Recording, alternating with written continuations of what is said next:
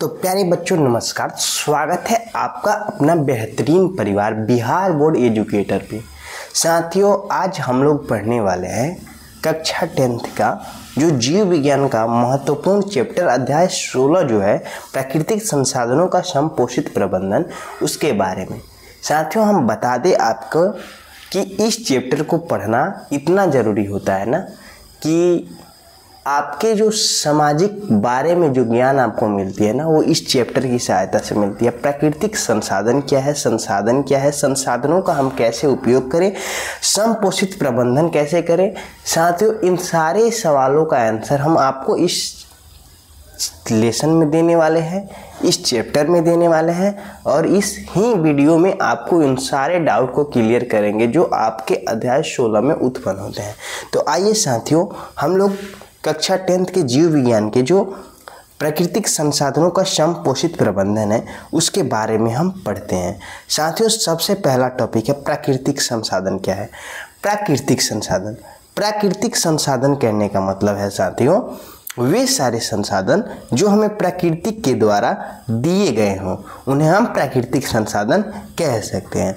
वे संसाधन जो हमें प्रकृति ने दिए हैं और जो जीवों के द्वारा इस्तेमाल किए जाते हैं ना, वही प्राकृतिक संसाधन कहते हैं। मानवीय आवश्यकताओं के लिए प्रकृति के द्वारा दी गई वस्तुओं को प्राकृतिक संसाधन कहते हैं। मानवीय आवश्यकताओं के लिए प्रकृति के द्वारा दी गई जो वस्तुएं जो होती है पदार्थ, उसी पदार्थ को हम प्राकृतिक संसाधन कहते हैं। साथियों, प्रकृति के द्वारा मानव को वन जो है वो संसाधन के रूप में दिया गया है।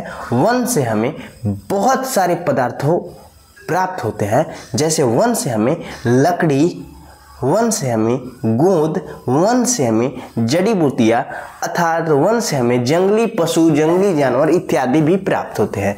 तो साथियों, कहने का मतलब ये है कि प्राकृतिक संसाधन वन है, अर्थात वन से उन सारी सुख सुविधाओं को मानव प्राप्त कर पाता है जिसे उसे आवश्यकता होती है, जिसे उसे नीड होती है। साथियों, चलिए हम अगले टॉपिक को देखते हैं। अगला टॉपिक है कि प्राकृतिक संसाधन का उदाहरण दें। साथियों, यदि आप बोल रहे हैं कि वे सारे संसाधन जो प्रकृति के द्वारा मानव को दी गई है उन्हें हम प्राकृतिक संसाधन कहेंगे, तो इसका हमको आप उदाहरण दीजिए कि वो कौन कौन से ऐसे संसाधन है जो प्रकृति के द्वारा मानव को दी गई है। साथियों, सबसे पहला और सबसे महत्वपूर्ण जो है वो मिट्टी है। दूसरा है जो वो जल है। जल को हम कहते हैं कि जल में ही जीवन का वास होता है। साथियों, जल में व जीवनम अस्ति, जल में ही जीवन का वास होता है। साथियों, अगला है आपका महत्वपूर्ण जो संसाधन है वो है आपका कोयला, पेट्रोलियम, वन्य जीव एवं वन्य इत्यादि। साथियों, प्रकृति के द्वारा दी गई महत्वपूर्ण जो संसाधन है वो आपका मिट्टी है, जल है, कोयला है, पेट्रोलियम है, वन है और वन्य जीव संसाधन है। अब देखिए साथियों, कुछ ऐसे भी व्यक्ति होते हैं जो इनको प्रदूषित कर देते हैं। प्रदूषण समझते हैं कि प्रदूषण क्या होता है। प्राकृतिक संसाधनों को दूषित होना ही प्रदूषण कहलाता है। साथियों, जो प्राकृतिक संसाधन होते हैं ना, उनका दूषित होना ही प्राकृतिक प्रदूषण कहलाता है। साथियों, हम आपको प्रदूषण के बारे में बताएं कि जो प्राकृतिक संसाधन है उनको दूषित होना ही प्राकृतिक संसाधन कहलाता है। आइए हम दिखाते हैं आपको कि कैसे प्राकृतिक संसाधन दूषित होते हैं। जैसे गंगा के जल में कारखानों से निकलने वाले कण कूड़े को प्रवाहित कर देना, जिससे उनका जल मटमैला हो जाता है और पानी पीने योग्य न रह जाता है। इस प्रकार हम जलों को प्रदूषित कर पाते हैं। साथियों, विभिन्न सारे मिट्टियों में अनावश्यक वस्तुओं को फेंक देना जो अपघटित नहीं हो पाते हैं, इससे भी प्रदूषण होता है।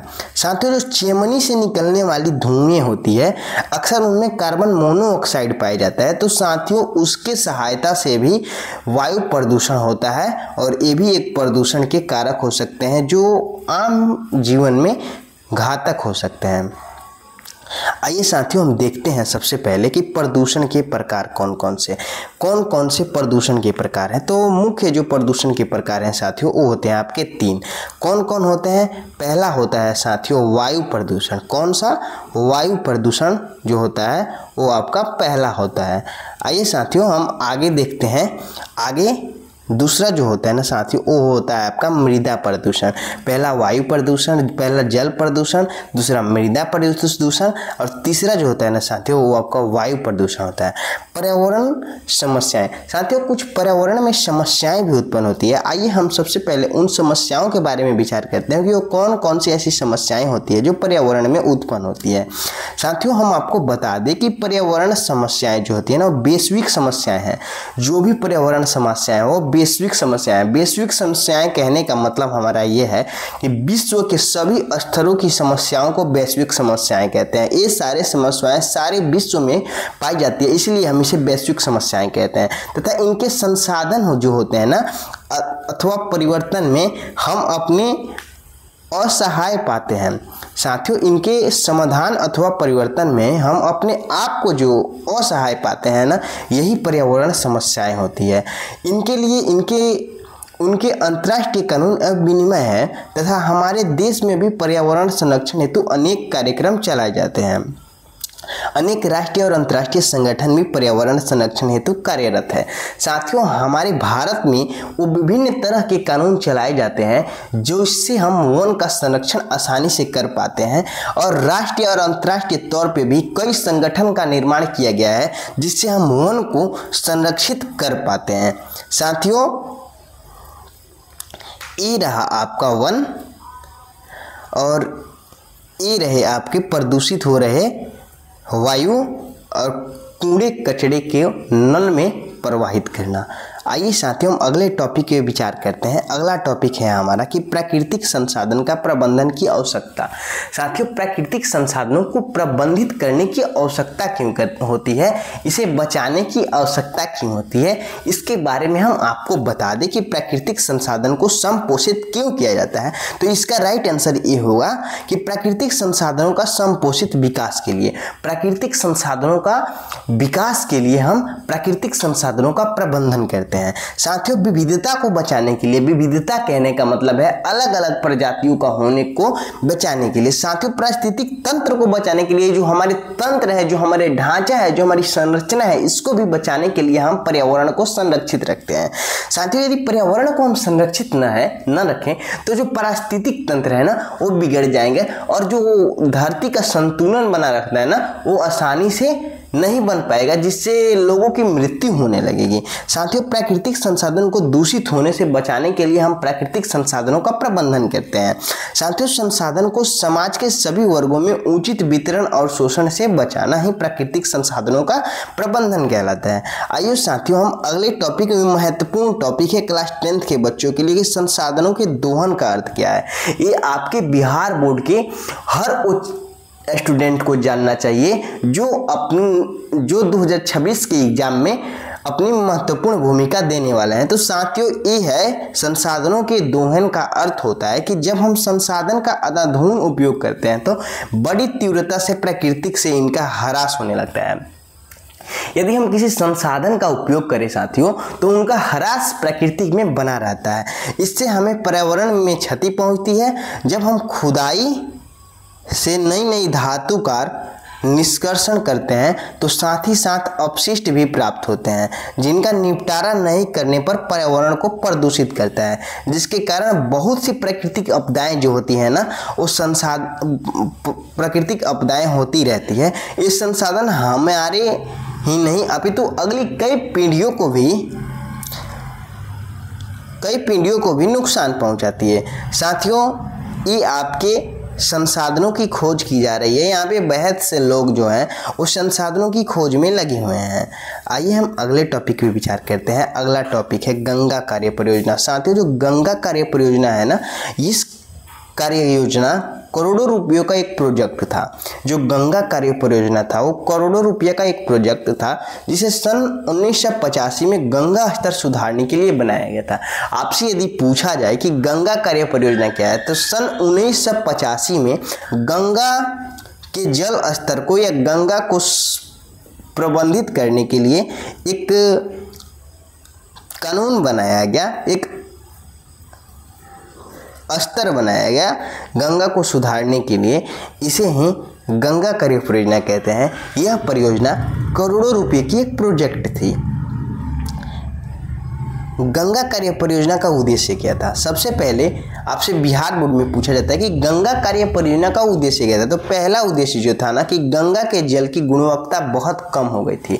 जो गंगा की जल थी उसकी गुणवत्ता बहुत कम हो गई थी। पहले ऐसा बताया जाता है कि यदि गंगा की जल को हम किसी डब्बे में या किसी वस्तु में भर के रख देते हैं तो वो खराब नहीं होता था, वो गंदे नहीं होता था। बट इस समय जब हम कल कारखाने से निकलने वाले जो कूड़े कचरे हैं उसको गंगा में प्रवाहित करते हैं तो वो प्रदूषित हो जाता है, जिसके कारण उसकी पानी जो होती है वो खराब हो जाती है। साथियों, अगला जो है ना कि गंगा के जल स्तर को सुधारने के लिए गंगा परियोजना का मुख्य उद्देश्य था। आइए हम अगले टॉपिक पे विचार करते हैं। अगला टॉपिक है कि जल की गुणवत्ता को जांचने का तरीका। कैसे हम जल की गुणवत्ता को जांचेंगे, इसका सबसे महत्वपूर्ण जो तरीका है ना कि जल के पीएच को आसानी से सार्वसूचक की मदद से मापा जा सकता है। जल की जो पीएच होती है ना, जल को पीएच स्केल की सहायता से हम मापेंगे और हम पता कर पाएंगे कि जल की गुणवत्ता क्या है। साथियों, जल में कोलिफॉर्म जीवाणु में उपस्थिति जो मानव के आंत्र में पाया जाता है उसकी उपस्थिति जल को संदूषित होना दिखाता है। जल में जो कोलिफॉर्म जीवाणु पाए जाते हैं ना, वो जो यही जीवाणु मानव के जो आंत में भी पाए जाते हैं, इसकी उपस्थिति ही जल को संदूषित होना दिखाता है। 3R का अर्थ क्या होता है। साथियों, ये मोस्ट इंपोर्टेंट टॉपिक है बिहार बोर्ड कक्षा 10th के बच्चों के लिए। 3R का अर्थ जो होता है ना वो होता है कम करना, पुनः चक्रण और पुनः प्रयोग। कम करना, पुनः चक्रण और पुनः प्रयोग होता क्या है, आइए हम आगे समझते हैं। साथियों, ये जो सिंबल आपको दिखाई दे रहा है ये कम करना का है। ये जो सिंबल आपको दिखाई दे रहा है वो पुनः प्रयोग का सिंबल है। और ये जो साथियों आपको सिंबल दिखाई दे रहा है वो पुनः चक्रण का है। आइए हम इन तीनों टॉपिकों को आसानी से एक एक कर समझते हैं कि वो कौन कौन से टॉपिक हैं। कम करना का क्या अर्थ होता है, पुनः प्रयोग का क्या अर्थ होता है, पुनः चक्रण का क्या अर्थ होता है। साथियों, हम आपको बता दें कि कम प्रयोग का अर्थ जो होता है कि संसाधनों को कम से कम प्रयोग कर व्यर्थ उपयोग रोक सकते हैं। कम उपयोग से प्रदूषण भी कम फैलता है। साथियों, हमें संसाधनों का उपयोग उस तरह से करना चाहिए कि आने वाले भविष्य की जो पीढ़ियां है उसे दिक्कत ना पहुंच पाए। अर्थात कम प्रयोग से संसाधनों का संरक्षण आसानी से किया जा सकता है। पुनः चक्रण का अर्थ होता है कि प्लास्टिक, कागज, कांच, धातु की वस्तुएं आदि को पुनः चक्रण की उपयोग वस्तुएं बनाया ना चाहिए। जल्द समाप्त होने वाले संसाधनों को बचाया जा सके और यह पर्यावरण को प्रदूषित न कर सके। यूं ही फेंक देने से पर्यावरण प्रदूषण फैलती है। साथियों, जो आपके प्लास्टिक, कागज, कांच, धातु इत्यादि की वस्तुएं हैं, इसको हमें प्रयास करना चाहिए कि इसे हमें पुनः चक्रित कर देना चाहिए। इनको अनावश्यक जगह नहीं फेंक देना चाहिए। इनको अनावश्यक जगह फेंकने से प्रदूषण की समस्याएं उत्पन्न होती है, जिससे मानव ही नहीं बल्कि सारे जो समाज के लोग हैं ना उनको ये प्रदूषित करती है, जिससे उनके जो स्वास्थ्य होते हैं ना उस पर हानि पहुंचती है। आइए अगला जो है वो है आपका पुनः चक्रण। पुनः चक्रण टॉपिक के बारे में हम समझते हैं कि पुनः चक्रण जो टॉपिक है होता है प्लास्टिक, कागज, कांच, धातु वस्तुएं को मतलब फेंक देना या जल्द समाप्त हो जाते हैं, जिसके कारण ये पर्यावरण को प्रदूषित न कर सके। यूं ही फेंक देने से ये पर्यावरण प्रदूषण फैलाती है। आइए अगला देखते हैं समपोषित विकास। साथियों, समपोषित विकास का अर्थ होता है समपोषित विकास की संकल्पना से तात्पर्य ऐसा विकास जो पर्यावरण को बिना नुकसान पहुंचाए मनुष्य के वर्तमान आवश्यकताओं की पूर्ति और विकास के साथ साथ भावी संतति के लिए भी संसाधनों का संरक्षण भी करती है। समपोषित विकास का अर्थ होता है वैसा विकास जो वर्तमान पीढ़ी के साथ साथ भावी पीढ़ी का भी नजर रखे, उसे समपोषित विकास कहते हैं। समपोषित विकास का उद्देश्य क्या होता है? साथियों, जो समपोषित विकास का उद्देश्य होता है मनुष्य की वर्तमान आधारभूत आवश्यकताओं की पूर्ति एवं विकास को प्रोत्साहन करना, पर्यावरण को नुकसान से बचाना और भावी पीढ़ी के लिए संसाधनों का संरक्षण करना ही समपोषित विकास का उद्देश्य होता है। साथियों, अगला जो टॉपिक है कि पर्यावरण संरक्षण के साथ साथ आर्थिक विकास को बढ़ाना। पर्यावरण संरक्षण के साथ साथ आर्थिक विकास को जब हम बढ़ाएंगे तो हमारा समपोषित संसाधन प्राप्त होगा। प्राकृतिक संसाधनों का प्रबंधन करते समय किन किन बातों पर ध्यान देना चाहिए? साथियों, जो फर्स्ट टॉपिक है कि दीर्घकालिक दृष्टिकोण। दीर्घकालिक दृष्टिकोण का कहने का अर्थ है ताकि ये संसाधन अगली पीढ़ी तक उपलब्ध हो सके। वर्तमान पीढ़ी को उपलब्ध हो बट अगले पीढ़ी को भी उपलब्ध हो ना, उसी संसाधन को हम दीर्घकालिक दृष्टिकोण से देखते हैं। अगला है कि इन्हें हम दोहन और शोषण से बचा सकें। अगला है कि यह भी सुनिश्चित करें कि आवश्यकता है कि इनका वितरण सभी वर्गों में समान रूप से हो, न कि मात्र मुट्ठी भर अमीरी और शक्तिशाली लोगों का इनका लाभ मिले। समपोषित प्राकृतिक संसाधन के प्रबंधन में अपशिष्टों को सुरक्षित निपटारा की भी व्यवस्था होनी चाहिए। आइए हम अगले टॉपिक पे बात करते हैं। अगला टॉपिक जो महत्वपूर्ण टॉपिक है इस चैप्टर का, वन्य जीव संसाधन। ये रहे आपके कुछ वन्य और ये रहे आपके कुछ वन्य और जीव। आइए हम आगे बात करते हैं। ये आपकी सबसे इम्पोर्टेंट टॉपिक है, वन्य जीव विविधता का तप्त स्थल क्या है।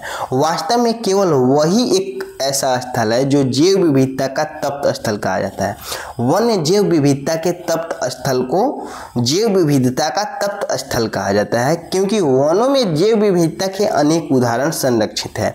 ये उस स्थल के भी प्राणी जात वनस्पति जात को भी न केवल प्राकृतिक संसाधन प्रदान करता है अपितु वन वृद्धि और विकास के लिए भी पोषण प्रदान करता है। जैव विविधता, ये सभी टॉपिक से महत्वपूर्ण टॉपिक है जैव विविधता। जैव विविधता किसी एक क्षेत्र में पाई जाने वाली विविध स्पीशीज की संख्या, जैसे पुष्पी पादप, पक्षी, कीट, सरीसृप, जीवाणु और कवक। जीवों में जो पाई जाती है विविधता, इसी विविधता को जैव विविधता कहते हैं। जीवों में पाई जाने वाली विविधता को जैव विविधता कहा जाता है। साथियों, जैव विविधता के नष्ट होने का जो परिणाम है वो आपको हम बता दें कि जैव विविधता जब नष्ट होती है तो कौन कौन सी ऐसी स्थितियां होती है जो उत्पन्न होती है। साथियों, प्रयोगों और वस्तु स्थिति के अध्ययन से हमें पता चलता है कि विविधता के नष्ट होने पर पारिस्थितिक स्थायित्व भी नष्ट हो जाती है। जो प्राकृतिक में संतुलन बना है, जो प्राकृतिक संतुलन है, ये नष्ट हो जाती है क्योंकि किसी भी पारिस्थितिक तंत्र में उपस्थित जैव और अजैव घटक उस पारिस्थितिक तंत्र को संतुलन प्रदान करते हैं। जैसे जैसे जैव विविधता नष्ट होती है, पारिस्थितिक तंत्र भी असंतुलन उत्पन्न होता है, यह भी नष्ट हो जाता है। तप्त स्थल क्या है? ऐसा स्थल जहां अनेक प्रकार की संपदा पाई जाती है उसे तप्त स्थल कहा जाता है। ऐसा स्थल जहां प्रत्येक प्रकार की संपदा पाई जाती है उसी स्थल को हम तप्त स्थल कहते हैं। आइए हम, ये रहा आपका तप्त स्थल जिसे आप आसानी से देख पा रहे होंगे।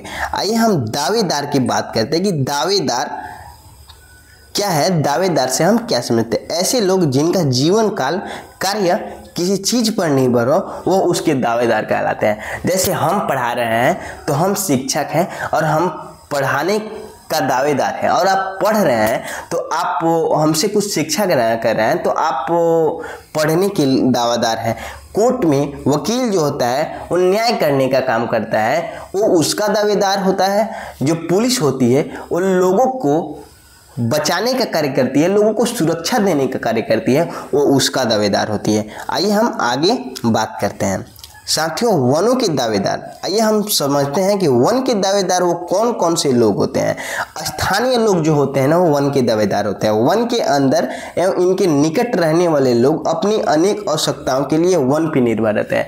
हमने आपको बताया कि यदि कोई वस्तु किसी पे निर्भर हो तो वही उसका दावेदार कहलाता है। स्थानीय लोग जो वन पे निर्भर हों उन्हें वन का दावेदार कहा जाता है। सरकार और वन विभाग, सरकार और वन विभाग भी वन के दावेदार होते हैं। ऐसा इसलिए कहा जाता है कि सरकार और वन विभाग जिनके पास वनों का स्वामित्व तथा वनों से प्राप्त संसाधनों का नियंत्रण होता है वो भी वन के हकदार होते हैं, वन के दावेदार होते हैं। साथियों, अगला जो है ना कि वन उत्पादों पर निर्भर व्यवसायी, ऐसे छोटे व्यवसायी जो तेंदु पत्ती का उपयोग बीड़ी बनाने से लेकर कागज मिल तक विभिन्न वन उत्पादों का उपयोग करते हैं, परंतु वे वनों के किसी भी एक क्षेत्र पर निर्भर नहीं करते हैं। साथियों, वन उत्पादों पर निर्भर व्यवसायी जो होते हैं वो भी वन के दावेदार होते हैं। आइए अगला जो है ना कि वन्य जीव और पर्यावरण प्रेमी, जो वन्य जीव होते हैं और जो पर्यावरण प्रेमी भी होते हैं ना, वो भी वन के दावेदार होते हैं। चलिए हम अगले टॉपिक पे बात करते हैं। अगला टॉपिक है मानव गतिविधियां जो वनों को प्रभावित करती है। वो कौन कौन सी ऐसी गतिविधियां होती है जो मानव की प्रभावित करती है। जो पहला गतिविधि है कि स्थानीय लोग ईंधन के लिए जलाशय को काफ़ी मात्रा में उपयोग करते हैं। झोपड़ी बनाने के लिए, भोजन एकत्र करने के लिए एवं भंडारण के लिए लकड़ी का प्रयोग करते हैं। खेती के औजार एवं अन्य उपयोगी संसाधन मानव वन से प्राप्त करते हैं। औषधि और पशुओं का चारा वन से प्राप्त करते हैं। वो सारी गतिविधियां जो मानव वन से प्राप्त करता है वन्य मानव गतिविधि कहा जाता है। साथियों, अम्लीय वर्षा का वनों पर, कृषि पर क्या प्रभाव पड़ा? आइए हम जानते हैं कि अम्लीय वर्षा के कारण जो वन एवं कृषि पर प्रभाव पड़ता है इसके बारे में। कि जब वर्षा होती है तो सल्फर और नाइट्रोजन के ऑक्साइड बिजली के चमक के कारण पानी में घुल जाते हैं। जब वर्षा होती है ना तो सल्फर और नाइट्रोजन के जो ऑक्साइड होते हैं, जो बिजली चमकता है, जो बादल के घर्षण से बिजली चमकता है ना, उसके कारण पानी में घुल जाते हैं, जो तेजाब के रूप में वर्षा के साथ गिरते हैं। तेजाब कहने का अर्थ होता है साथियों HCl यानी हाइड्रोक्लोरिक अम्ल के रूप में वर्षा के साथ गिरते हैं। इसे अम्लीय वर्षा कहते हैं। ये कृषि उत्पादकता और वन्य को प्रभावित करता है तथा जब ये अम्ल हरे पत्तों पर पड़ता है तो पत्तों के साथ साथ पौधे भी सूख जाते हैं। साथियों, इसका कहने का अर्थ होता है अम्लीय वर्षा इतना खतरनाक होता है, जो ताजमहल की सुंदरता थी उसके नष्ट होने के पीछे जो कारण है वो अम्लीय वर्षा का है। बड़े बड़े जो घर होते हैं उन पे जो पेंट किया जाता है, जो कलई की जाती है, उसके नष्ट होने का प्रमुख कारण जो है वो अम्लीय वर्षा का ही है। आइए हम अगले टॉपिक पे विचार करते हैं। अगला टॉपिक है कि संसाधनों का दोहन से आप क्या समझते हैं। जो संसाधनों का दोहन है साथियों, कि जब हम संसाधनों का अंधाधुंध उपयोग करते हैं, बड़ी तीव्रता से प्रकृति में इसका ह्रास होने लगता है, इसे ही संसाधनों का दोहन कहा जाता है। जब हम किसी संसाधन का अनाधून उपयोग करते हैं, वर्तमान पीढ़ी का ही भला सोचते हैं, भविष्य की पीढ़ी का भला हम नहीं सोचते हैं, इसी से संसाधनों का दोहन की स्थिति उत्पन्न होती है। साथियों, संसाधन के दोहन से होने वाली जो हानियां हैं ना, उसके बारे में हम आपको बता दें कि जिससे हमें पर्यावरण को क्षति पहुंचती है। यदि हम संसाधनों का विदोहन करते हैं, दोहन करते हैं, तो इससे हमारे पर्यावरण को हानि पहुंचता है। जब हम खुदाई से प्राप्त धातु कर निष्कर्ष करते हैं तो साथ ही साथ अपशिष्ट भी प्राप्त होता है और जिनका निपटारा नहीं करने पर पर्यावरण प्रदूषित होता है। साथियों, अगला जो प्रश्न है, अगला टॉपिक है, ये संसाधन हमारे नहीं अपितु अगली कई पीढ़ियों को भी, हम आने वाली कई पीढ़ियों को उनके हक से वंचित करते हैं। आइए हम सबसे महत्वपूर्ण टॉपिक को बताने वाले हैं, चिपको आंदोलन। साथियों, चिपको आंदोलन क्या है? यह आंदोलन गढ़वाल के रेनी नामक गांव में 1970 में हुआ था। यदि आपसे कोई पूछे कि चिपको आंदोलन क्या है तो सन 1970 में गढ़वाल के रेनी नामक गांव में लकड़ी के ठेकेदारों ने गांव के समीप में वृक्षों को काट रहे थे। उस गांव में उस वक्त कोई भी पुरुष नहीं थे। इस बात से निडर महिलाओं फौरन वहां पहुंच गई और पेड़ों को अपनी बाहों से पकड़कर चिपक गई।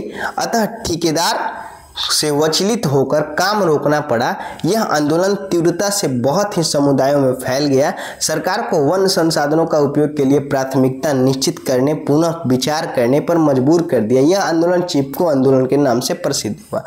ये रहा आपका चिपको आंदोलन। इसमें ज़्यादातर महिलाओं की भागीदारी थी। उस समय रेनी नामक जो गांव था वहाँ पे एक भी पुरुष नहीं थे। अर्थात महिलाओं को जब पता चला कि जो ठेकेदार हैं वो वृक्षों को काट रहे हैं तो आके वृक्षों से चिपक गई और बोली पहले मुझे काटो, इसके बाद पेड़ों को। साथियों, अमृता देवी बिश्नोई राष्ट्रीय जो पुरस्कार है वो अमृता देवी बिश्नोई राष्ट्रीय पुरस्कार भारत सरकार द्वारा जैव संरक्षण के लिए दिया जाता है। अमृता देवी जो भारतीय राष्ट्रीय पुरस्कार है वो जैव संरक्षण के लिए दिया जाता है। यह पुरस्कार अमृता देवी बिश्नोई की याद में दी जाती है, जिन्होंने 1931 में राजस्थान के जोधपुर के पास खेजड़ी राली गांव में खेजड़ी वृक्षों को बचाने हेतु 363 लोगों के साथ अपने आप को बलिदान कर दिया।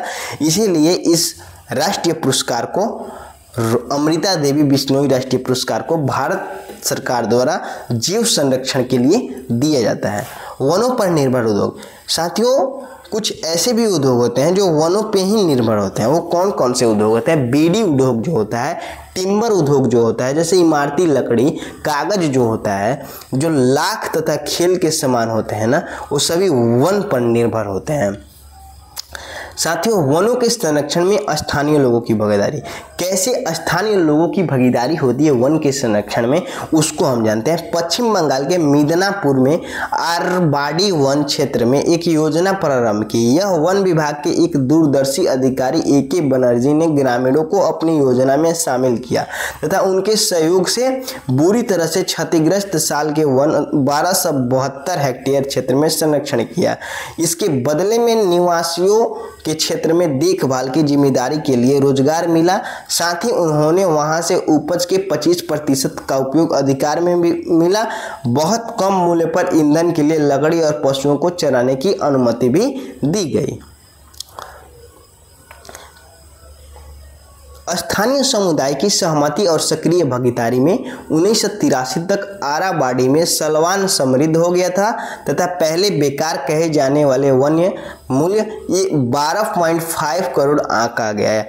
देखिए साथियों, हम आपको अब बताने वाले हैं जल संग्रह के बारे में कि जल संग्रह हम कैसे कर सकते हैं। जल संग्रह, इसका मुख्य उद्देश्य भूमि तथा जल के प्राथमिक स्रोतों का विकास करना होता है। जल संग्रह का मुख्य उद्देश्य जो होता है वो उसका मुख्य उद्देश्य होता है भूमि और जल के प्राथमिक स्रोतों का विकास करना। वर्षा जल संचयन, वर्षा जल संचयन से वर्षा जल को भूमि के अंदर भौम जल के रूप में संरक्षित किया जाता है। जल संग्रह की देशी विधियाँ, कुआं, ताल, कुल्हा, तालाब। आइए हम लास्ट हेडिंग समझते हैं, बांध। बांध में जल संग्रह काफ़ी मात्रा में किया जाता है, जिसका उपयोग सिंचाई में नहीं बल्कि विद्युत उत्पादन में किया जाता है। बड़े बड़े नदियों पर बांध बनाकर बहुउद्देशीय नदी परियोजना चलाई जाती है, जिसके कई लाभ हैं। साथियों, हम आपको बता दें कि यदि आप बिहार बोर्ड कक्षा 10th की तैयारी करना चाहते हैं तो आपके लिए बिहार बोर्ड एजुकेटर बहुत सारे नोट्स को लेकर आता है। आपको यदि नोट्स चाहिए तो प्लीज़ मेरे इस नंबर पे कॉल करके आप नोट्स